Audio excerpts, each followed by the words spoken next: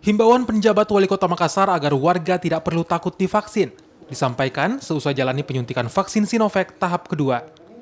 Rudi Jamaludin merupakan satu dari 17 orang yang menjalani vaksin tahap kedua setelah sebelumnya pada 14 Januari 2021 lalu.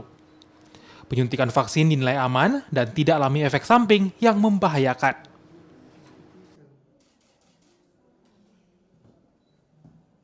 Iya, himbauan saya kepada masyarakat sekarang untuk menjaga diri kita dan memutus rantai penularan COVID-19. Sekarang ini langkah yang paling utama itu adalah bagaimana kita segera vaksin. Ya, karena dengan vaksin berarti kekebalan kita sudah ada. Kalau semua orang sudah kebal, iya kan, sudah ada vaksinasinya, berarti ini virus mau kemana pun nggak bisa lagi berkembang. Ya kan, tidak ada lagi rumahnya. Sehingga akan terputus dengan sendirinya penularan itu.